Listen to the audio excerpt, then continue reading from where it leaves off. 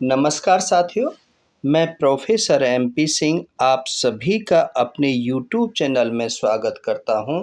साथियों, आज मैं एक ऐसी बात बताने जा रहा हूं जिसमें प्रमोशन के बदले बहन बेटियों की इज्जत से खिलवाड़ की जाती है और कहीं उन बेटियों को न्याय नहीं मिलता है। जो IPS के शिकंजे में आ जाती हैं, उनका प्रमोशन कर दिया जाता है और जो विरोध करती हैं, उनकी ACR खराब कर दी जाती है। ऐसी ही घटना आजकल सोशल मीडिया पर वायरल हो रही है। एक IPS जिस पर दुनिया का भरोसा होता है, जो रक्षक होता है, वह अपनी नई कांस्टेबल सुंदर कांस्टेबलों को अपनी सहयोगी ACP और SHO के माध्यम से अपनी हवस का शिकार बनाना चाहता है। 5 उंगली बराबर नहीं है।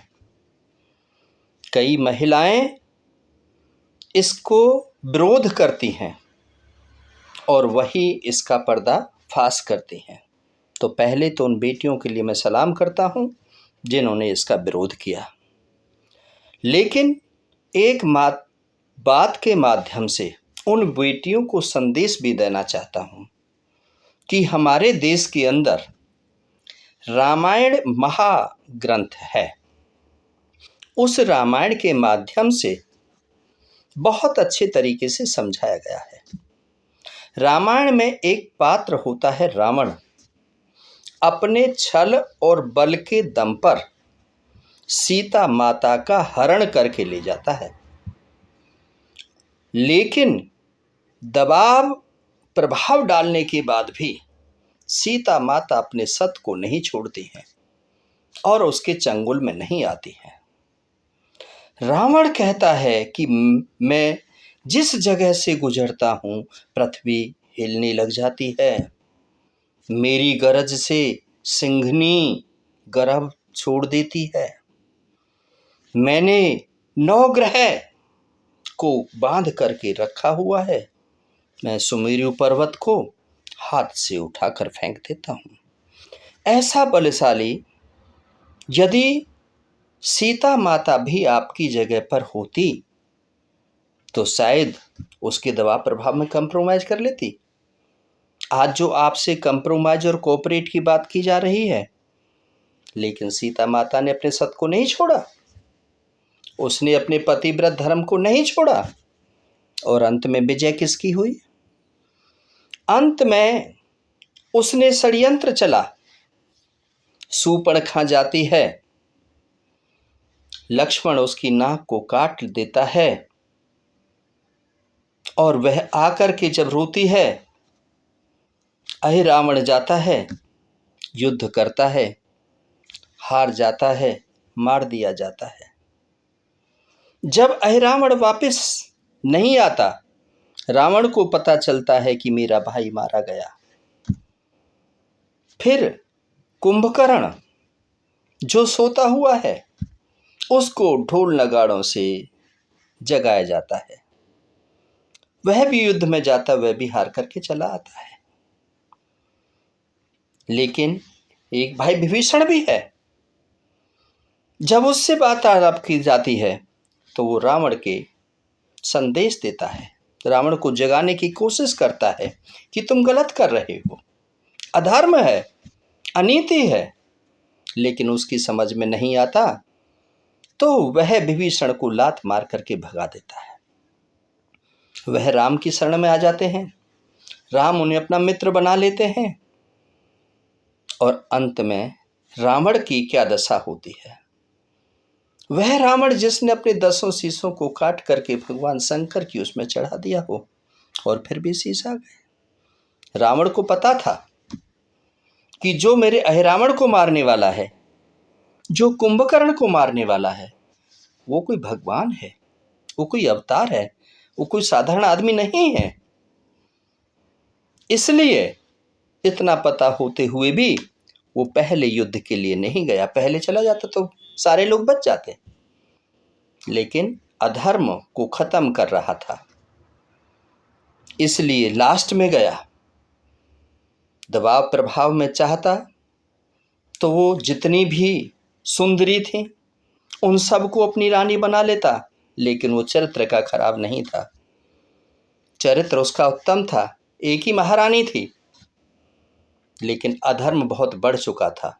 उस अधर्म का विनाश करने के लिए उसने सारी लीला की थी। वो बहुत ज्ञानी था, बहुत विज्ञानी था। हाँ, राक्षस प्रवृत्ति का था, धर्म में आस्था नहीं थी।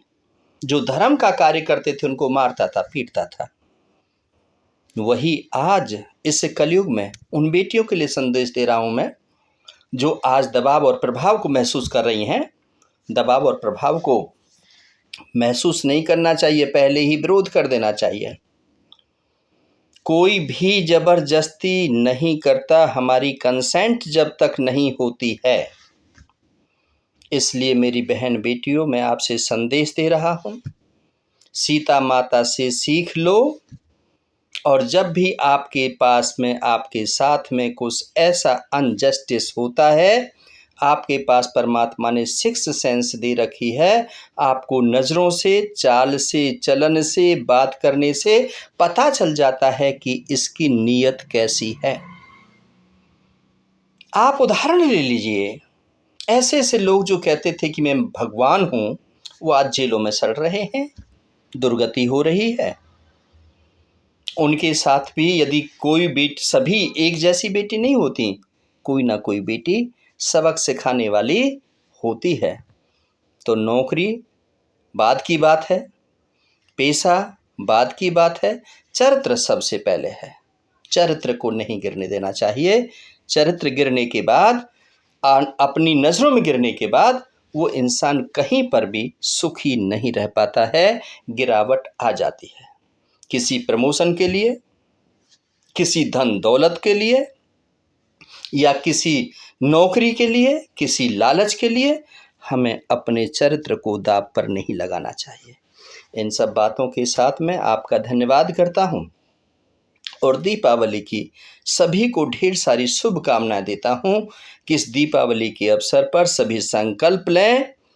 जो आप पढ़ रही हैं, पढ़ लिख करके बेटी नौकरी करना चाहती हैं, आईएएस बनना चाहती हैं, आईपीएस बनना चाहती हैं, इंजीनियर बनना चाहती हैं, कोई नौकरी, देखिए, कोई अपनी माँ बाप की बीमारी के लिए कर रही है, कोई अपने पति की बीमारी के लिए कर रही है, कोई अपने बच्चों को पढ़ाने की वजह से कर रही है, कोई अपने कोई स्वप्न लेकर के कर रही है। कुछ ना कुछ स्वप्न होते हैं। जब सरकार में बहन बेटियों के बचाने की बात की जाती है, बेटी बचाओ बेटी पढ़ाओ की बात की जाती है, तो ऐसी पॉलिसी भी होनी चाहिए कि जो ऐसा काम करते हैं उनके खिलाफ कानूनी कार्रवाई होनी चाहिए, ताकि बेटी सुरक्षित हो। और पहले बेटी जो कह रही है उस बात को मान लेना चाहिए, बाद में उसकी इन्वेस्टिगेट करना चाहिए। यदि बेटी गलत है तो बेटी के अगेंस्ट हमें केस दर्ज करना चाहिए, और यदि कोई पुरुष गलत है तो उसके खिलाफ भी हमें कानूनी कार्रवाई करना चाहिए। समाज में बैलेंस, समाज के अंदर, नहीं तो बहन बेटियों को पढ़ाना लिखाना लोग छोड़ देंगे, और यही दिमाग में रहेगा कि कहाँ हमारी बेटियां सुरक्षित हैं, कहाँ पर भेजें। जहाँ पर भी नौकरी के लिए जाएंगी वहीं पर ये बॉस और सीनियर आदमी यदि शोषण करेंगे, यदि खेत को बाढ़ ही खा जाएगी तो फिर खेती करने का कोई फ़ायदा नहीं है।